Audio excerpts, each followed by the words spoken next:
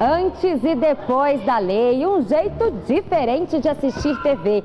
Baixe o aplicativo do programa pelo QR Code que aparece em sua tela e tem acesso a entrevistas na íntegra, versão de rádio, links relacionados ao tema e muito mais. Após uma separação, é muito comum uma das partes entrar na justiça solicitando pensão alimentícia. Mas você sabe para que serve esse benefício? Quem tem direito a receber a pensão alimentícia? E mais, no passado, como isso funcionava? Como os pais que tinham filhos fora do casamento, por exemplo, arcavam com essa responsabilidade? O repórter Caio Baltazar tem essas respostas.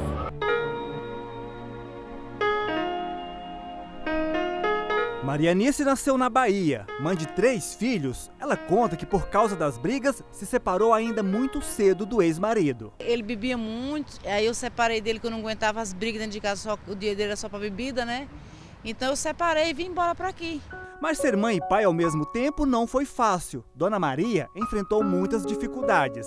Foi difícil, porque assim, a única pessoa que me ajudou foi o avô deles que me ajudava, né?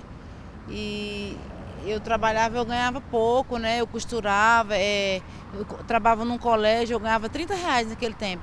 Para comprar o material escolar, comprar comida para dentro de casa, aí foi difícil demais para mim. Aí eu não aguentei mais aquela vida de rotina, todo dinheiro que ele pegava era para jogar fora, né? Só para beber. Carinho que ele não dava, ele era uma pessoa que ele não considerava como filho. E sem ajuda financeira e ausência do pai, os filhos cresceram. Acho isso uma covardia, né, meu filho? Falta de responsabilidade. Porque a responsabilidade não tem só que ser de uma parte, né, da mãe, tem que ser do pai também. Porque um bebê se faz com dois elementos, não é?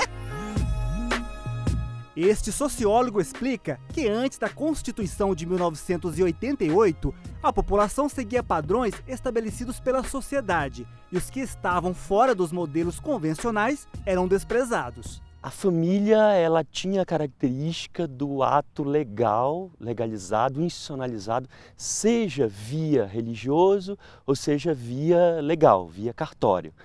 Qualquer tipo de união extra, esse modelo institucionalizado, esse modelo normativo, ou seja, o que era fora do casamento, não era considerado família, não era considerado aceito socialmente, ou seja, não tinha direitos e também nem deveres.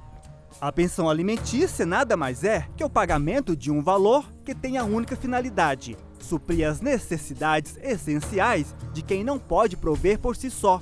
O problema é que no passado faltava conhecimento, faltava informação. Para este especialista em direito de família, as pessoas tinham medo de procurar a justiça. O problema é que era difícil o acesso à justiça.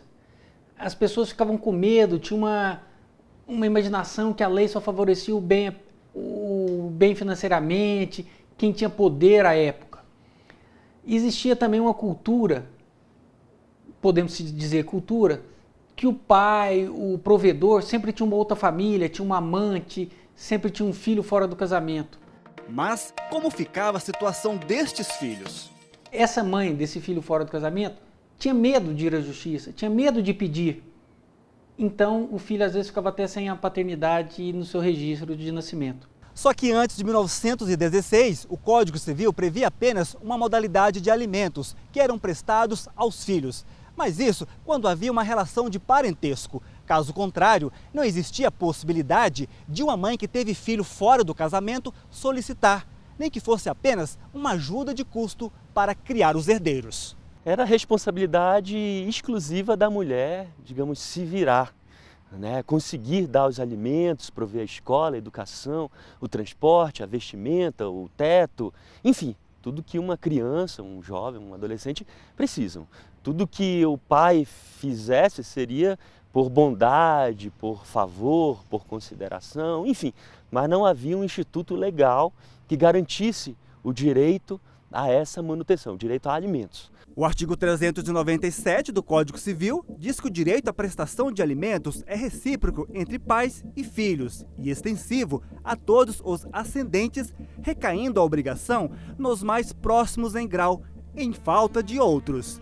E havendo mudanças no valor a ser pago, o artigo 1699 ainda diz da possibilidade do interessado reclamar ao juiz conforme as circunstâncias e necessidade. Com a Lei 6.515 de 1977, as coisas começaram a mudar. A partir de então, passou a admitir a dissolução da sociedade conjugal pela modalidade de divórcio, ou seja, extinguindo toda a relação matrimonial que antes não era possível. A década de 30 ela é muito importante, marcante por mudança na sociedade brasileira. Inclusive um grande sociólogo, antropólogo, Gilberto Freire, trabalhou, mas eram essas sociedades em que o patriarcado, o poder do homem, o poder do pai, era muito mais intenso, em que ele podia, quer dizer, ele tinha muitas vezes, além da sua esposa legal, formal, reconhecida pelo Estado, os direitos, mas ele tinha muitas vezes muitas mulheres, tinha outras relações, outros filhos, né? E sem qualquer direito. Né? Isso, na verdade, ainda é consequência da escravidão, né? Desse modelo que durou séculos no Brasil.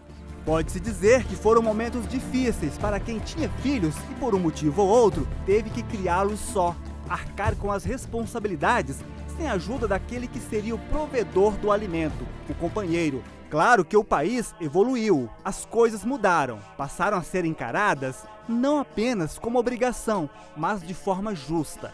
A Constituição de 88 foi um marco fundamental para mudar esse cenário através da política. Foram movimentos sociais, a organização da sociedade nos mais diversos áreas, instâncias, seja do movimento feminista, do movimento de direito das crianças, dos adolescentes, seja do movimento também de setores mais avançados, progressistas da igreja, setores da intelectualidade, da academia, que acabaram conseguindo sagrar essa nova legislação. Então foi a política definindo que a economia ela poderia mudar a partir da mobilização da sociedade. Essas mudanças você vai acompanhar na próxima reportagem.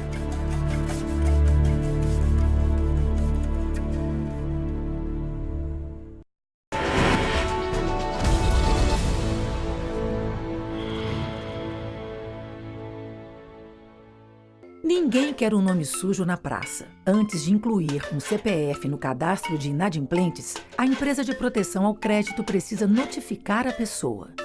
Se a dívida foi quitada, o credor tem a obrigação imediata de tirar o nome da lista de devedores. Procure sempre mais informações sobre os seus direitos. Dignidade e respeito. Direitos do consumidor. Superior Tribunal de Justiça. O Tribunal da Cidadania.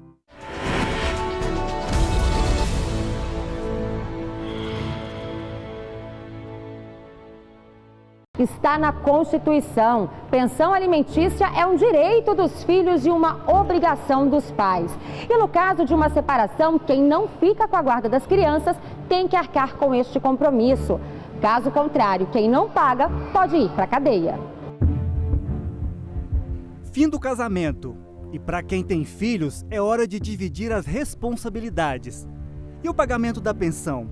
Como chegar a um acordo que seja bom para os dois lados? Assunto que, na maioria das vezes, traz um desgaste e tanto. A lei devia haver a possibilidade de cada um. Se tem condição de pagar, eu acho tudo bem. Tem a haver alguma ação que realmente obrigue eles a cumprirem, né, os tratos feitos, porque ninguém tem filho sozinho. Aí eu acho já um passo radical demais. Eu acho que existem outras formas de conseguir com que ele pague, porque se ele for para a cadeia, ele não vai pagar mesmo. Mas quem tem direito de receber a pensão? Esse advogado explica que a lei é clara. A lei disse que quem tem direito a receber os alimentos são as pessoas necessitadas da família. Isso engloba filho, cônjuge, parente, vó, pai, mãe. Todos esses têm direito a receber, desde que preencha os requisitos legais. Otávio Arantes ainda fala que o valor a ser pago vai depender de quanto ganha quem vai pagar. Para que se possa calcular o valor da pensão, você tem que analisar duas situações: a necessidade de quem precisa, de quem pede, e a possibilidade de quem vai pagar. Uma criança, por exemplo, que é o caso mais tradicional, ela tem necessidades básicas. Isso você consegue, o juiz, o promotor, ele já tem uma noção de quanto é um custo de uma criança. Mas você tem que condicionar a capacidade de quem vai pagar. Porque não adianta você estipular R$500 de pensão para quem ganha um salário mínimo. Você não tem condição, agora também R$500 para quem ganha 10 salários mínimos, também é injusto. Então você tem aquela necessidade e a capacidade. Você faz essas contas, faz um sistema investigativo simples, uma planilhinha de quanto que a criança ou quem vai receber precisa e se esse valor a outra pessoa tem a capacidade de pagar. A Constituição Federal de 1988, no artigo 227, diz que a responsabilidade de prover o sustento para os filhos é dever da família, da sociedade. É obrigação do Estado dar segurança à criança, ao adolescente, com absoluta prioridade. O direito à vida, à saúde, à alimentação, à educação, ao lazer, à profissionalização, à cultura, à dignidade, ao respeito, à liberdade, além de colocá-lo salvo de toda forma de negligência, como discriminação, exploração, violência, crueldade e opressão. Eu estou aqui com o Joel, que foi casado durante 4 anos e teve uma filha. Com o fim do relacionamento, ele fez um acordo verbal com a ex-companheira, só que um dia teve problema, né, Joel? Isso. O que aconteceu? Como todo relacionamento, né? No início da separação, sempre há uma expectativa de que normalmente o casal possa voltar novamente, né?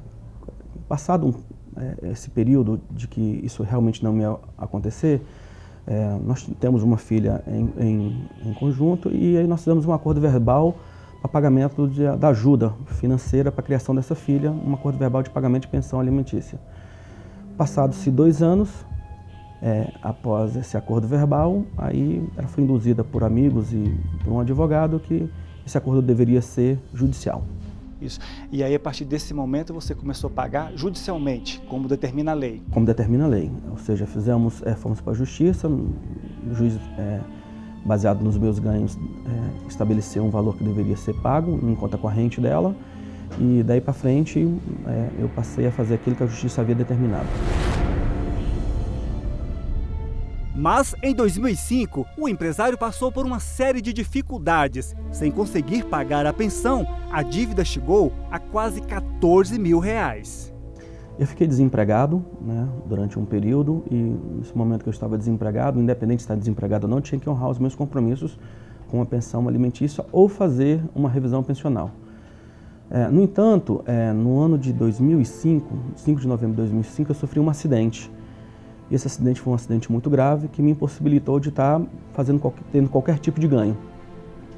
E nesse período eu acabei ficando sem pagar a pensão alimentícia durante um período, onde foi ensejada uma ação judicial com um mandato de prisão por falta de pagamento. Isso. E para você não ser preso, você teve que pagar a pensão? Como que você fez? Eu não tinha como pagar essa pensão, né? Eu estava totalmente desempregado, sem carteira assinada, como autônomo no momento eu não tinha como pagar. Então, quando meu advogado me alertou sobre a questão do mandato de prisão, eu tive que me ausentar, eu tive que fugir, na verdade, né, para um local, para que não fosse preso, até entrar com um pedido judicial de revisão pensional e provar a minha situação financeira daquele momento, que era uma situação crítica. E a justiça não perdoa. No país, muita gente tem ido parar atrás das grades por não pagar pensão. Um caso famoso aconteceu em 2009. O ex-jogador Romário, hoje senador, foi preso por não pagar pensão à ex-mulher. Outro famoso que enfrentou problemas com a justiça foi o cantor latino. Por atrasos no pagamento do benefício da filha de 3 anos, a dívida chegou a quase R$150 mil. Teve que quitar todos os débitos de uma vez. No primeiro momento, quem deixa de pagar a pensão recebe um comunicado da Justiça. A partir de então, o devedor tem 3 dias para regularizar a situação. Caso contrário, não tem outro jeito. É preso e só depois de quitar a dívida que é liberado pela Justiça. Mais de 90% dos casos de prisão que envolve o pagamento da pensão alimentícia no Distrito Federal estão relacionados a pais que se negam a pagar. E o tempo da prisão pode variar. Este delegado da Polícia Civil explica que vai depender do caso, mas em média são 3 meses. A pessoa pode ficar presa por até máximo de 3 meses, porque são os 3 meses que justificam a execução né, desse tipo, mas via de regra, na grande maioria dos casos, a prisão é decretada pelo prazo de apenas 30 dias. E depois dos 30 dias ele é posto em liberdade, aí pode mover uma outra execução, só que essa prisão ela tem um prazo, mas caso o devedor não pague, porque quando ele paga ele é posto em liberdade. Só este ano, mais de 900 pessoas foram presas na capital por se negar a pagar a pensão. E existem ainda 900 mandados em aberto de pessoas que não cumpriram o adimplemento da prestação alimentícia. E quanto ao acordo verbal, como que foi firmado pelo seu Joel, que mostramos no início da nossa reportagem?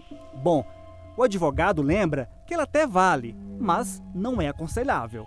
Não é aconselhável, questões de pensão, fazer contrato verbal. O bom é preto no branco, branco no preto, papelzinho assinado, todo mundo registrado. Se puder ser judicial, melhor ainda, porque se não pagar, vai preso.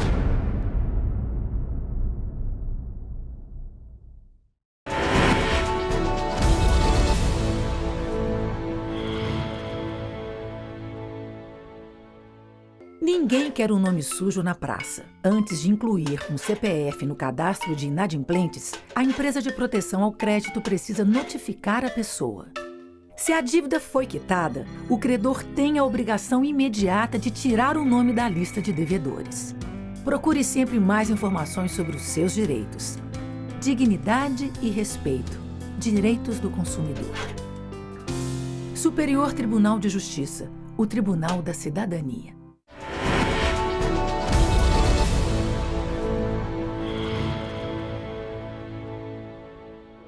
Após o Código Civil de 2002 e a emenda constitucional em 2010, as configurações familiares mudaram e as legislações não ficaram para trás.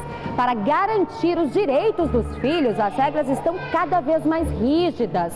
Agora, além de ser preso, quem não pagar a pensão alimentícia vai ter o nome incluído no SPC como inadimplente. Eu fui ver de perto como essas mudanças afetam as famílias brasileiras. Ao longo da história, a família brasileira apresentou mudanças. Se antes os casamentos eram indissolúveis e o homem era o único mantenedor do lar, hoje em dia o cenário é bem diferente. A mulher passou a ser referência financeira em algumas famílias. E depois da emenda constitucional de 2010, o número de divórcios passou de 160 mil para mais de 260 mil por ano. De acordo com o IBGE, em 2014 foram registrados 267 mil divórcios no Brasil. As alterações na Constituição geram impactos grandes. Por exemplo, quando nós tivemos a alteração do Código Civil em 2002, o impacto continuou gradativo, esse número de divórcios continuou sendo gradativo. Já em 2010, nós tivemos uma emenda na Constituição que flexibilizou mais ainda os divórcios, reduziu aqueles tempos de separação judicial, o tempo que o casal precisava, tudo isso foi abolido, esses tempos para o divórcio, e uma maior flexibilização. Então nós tivemos um aumento muito grande de divórcios em 2011, pós-emenda constitucional. Nós praticamente aumentamos quase 100 mil divórcios de um ano para outro. Com o crescimento dos divórcios, aumentou também o pedido de pensão alimentícia. O benefício está previsto na Constituição e já passou por várias modificações para se adaptar aos novos padrões familiares. A obrigação de sustentar os filhos é do pai e da mãe. Por que se diz, geralmente, que a obrigação do pai é pagar pensão?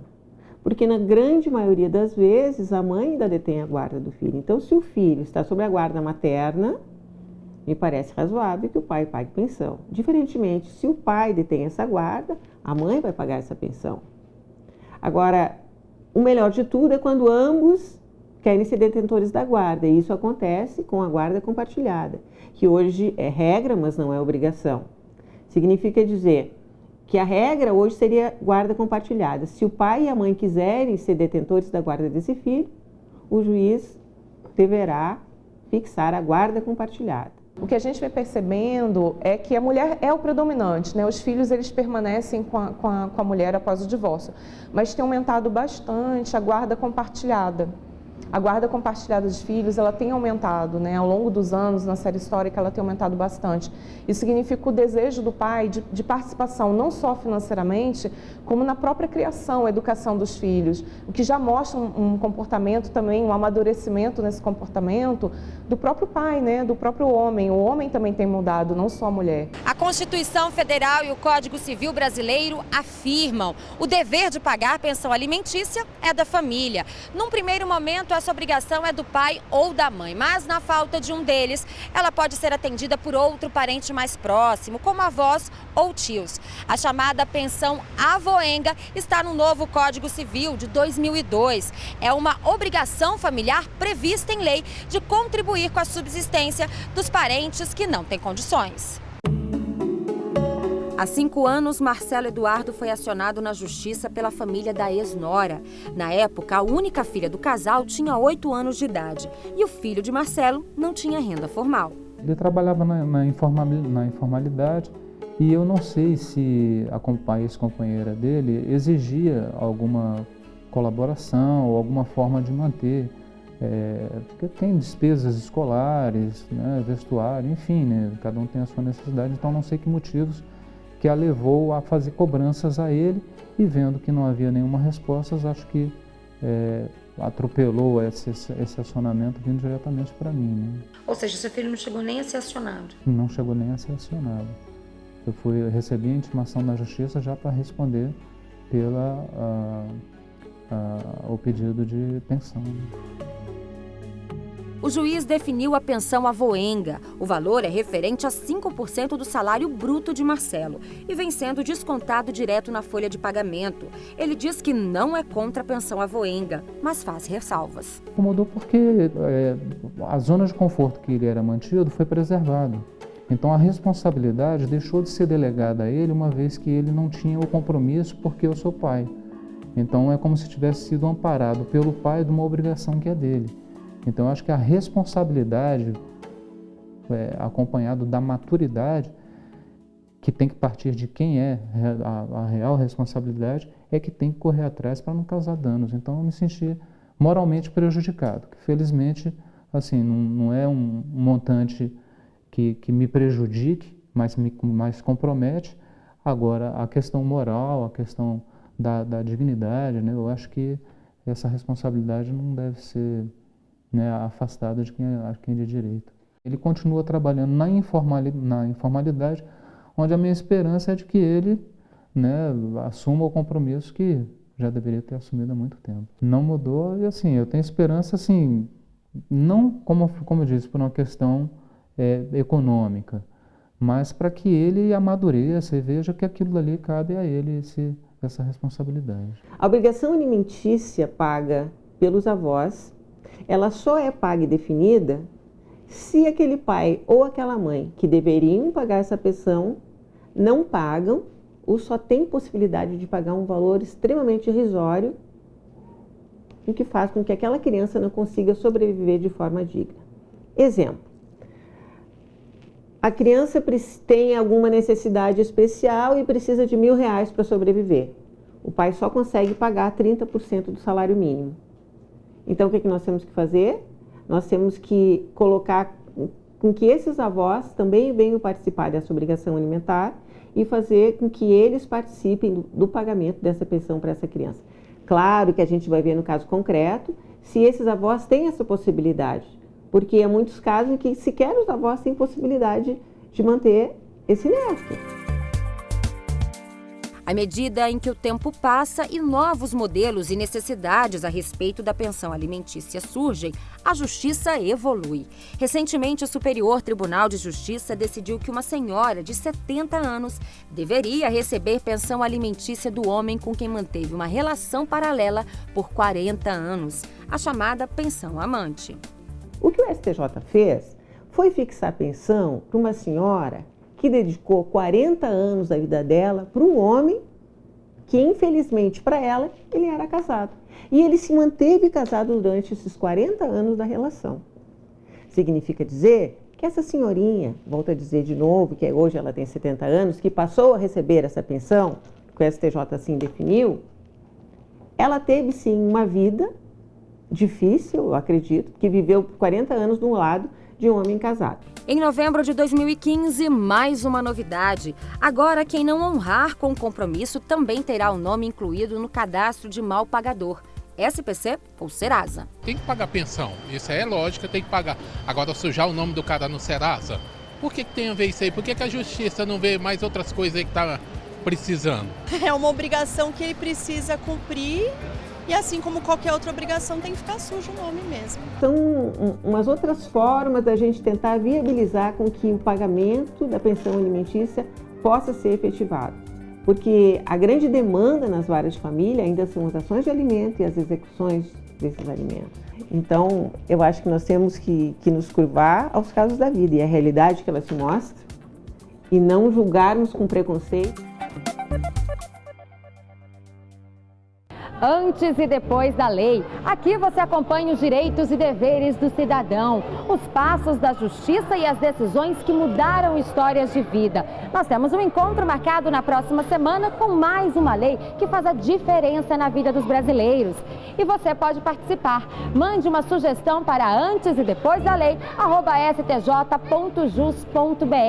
E não se esqueça, a sua participação é muito importante para nós. Eu fico por aqui, obrigada pela companhia e até o próximo programa.